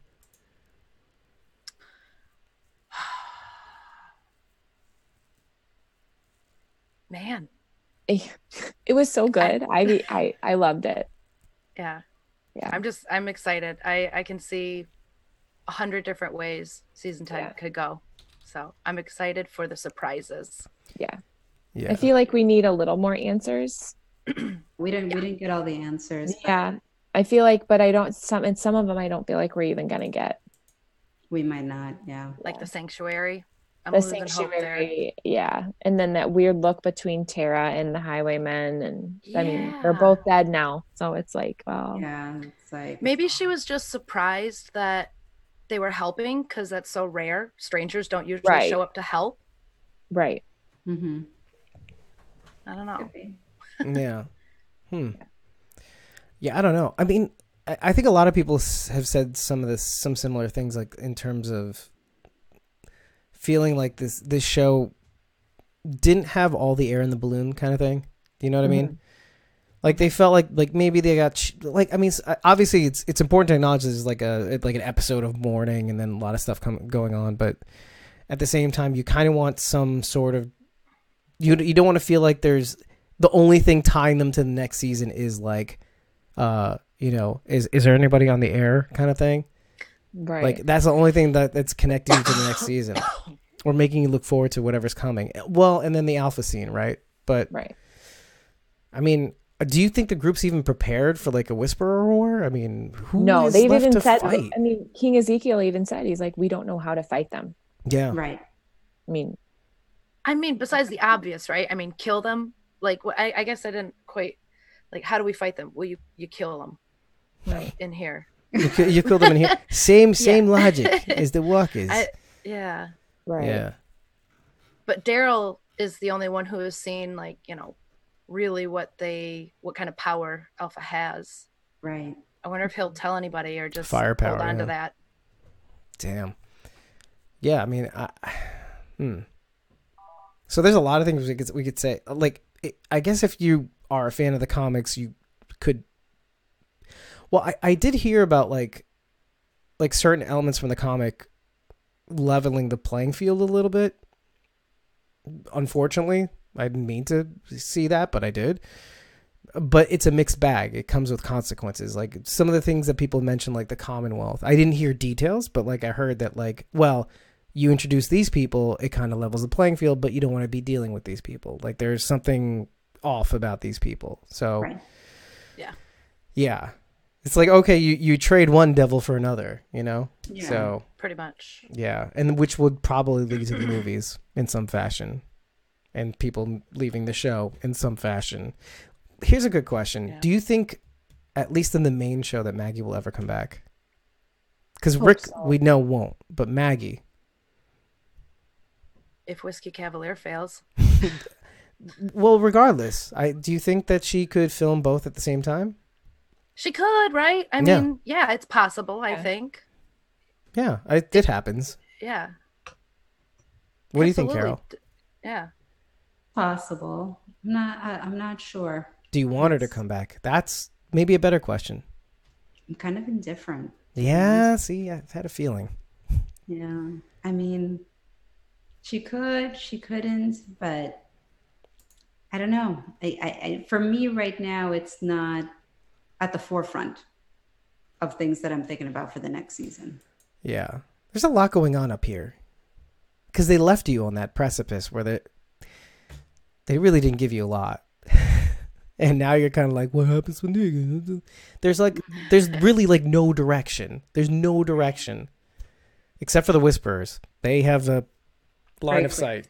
They know where they're going now.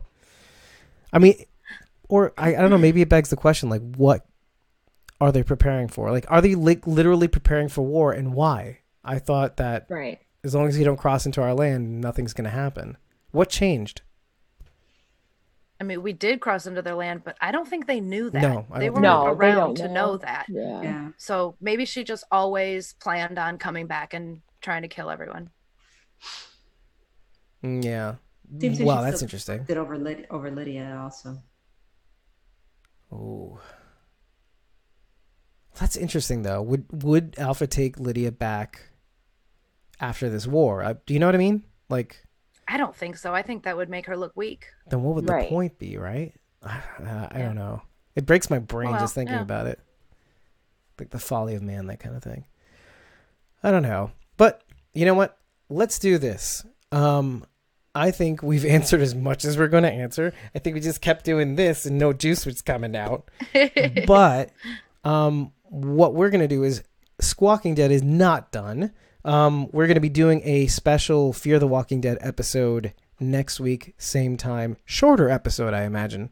We're going to be tearing apart that new teaser that came out that we also reposted on our HGTV. Whoa, I'm giving too much away in my brain. IGTV. We posted that along with the spoilers. So we're going to do that next week, same time, Wednesday at 10 o'clock Eastern US time. We also have an interview coming down the pike. We're ironing out the details. It's TWD family, basically. So we're figuring that out, and it's going to happen. It's going to happen this month. I think we're going to be taking a week off, which is going to be, I think, the week after next. I imagine. It's my vacation time. So we'll have that. Now, last thing. I will be planning a giveaway between now and Fear. So I think it's going to be maybe the last 4 weeks leading up to the return of Fear the Walking Dead going into season 5. I'm going to be working out the details in the next couple weeks. So I will be doing an announcement at some point, I guess maybe 3 weeks. Makes sense? So look out for that. Any parting words, ladies? No. Also, what happened to Chris? Somebody had to say it. What do you think happened to Chris? Theories. Oh wow! I think Ashley's battery died. What? I guess that's what happened to Chris. This is what happens when I could die. Actually, no. You hang around. It's really weird, right? Right, Don't Carol? drop off right away. Yeah, you don't drop off right away. Yeah, it's first sort of like, you freeze and then you go away. First your video freezes, and then your audio keeps going, and then at some point that goes, and you're still on the screen, and then you see the little mute icon. Like, wait, she muted herself. Oh, there she goes. She's gone. That's you exit the funniest way when you go by battery. So does it always freeze with the worst look on my face too? No, it's actually really good. Awesome. You do something like this, or sweet. So it's really great. I don't know. You're good at that. I don't know. I wish we were like that, right, Carol? What the hell? I wish. Totally by accident. When you've gotten off, I think on the stream, I think Carol, for some reason, you're always you always leave where it's when I. Oh. No. Same. Oh man. And it's at that blurry moment too, so it's not that bad, but it's it's hilarious. It's pretty funny because you're in mid blink, and you blink one lid at the time. I don't know. Anyway. So Rach, what do you got? Any parting words? Stay classy. I'll stay sassy. What about you, Carol? I'll see you guys on the Fear side. God help us. That's what I was going to ask you. Are you going to be joining us next week? Since I'm a glutton for punishment, sure. I admire you so much more now. And I promise I won't laugh. I promise. I am very hopeful. As long as there's no Marthas, then there's hope. Yeah. Alpha. Alpha says a lot. That she wants Lydia to be strong. But it's a totally different approach and a totally different character development. I'm looking forward to this. Thank you, everybody, for joining us. We're gonna call it quitsies because I think a bunch of streams are actually gonna give up soon. Catch us next week. We'll be on. Subscribe to our YouTube, our Facebook, our Instagram. You're already on Instagram.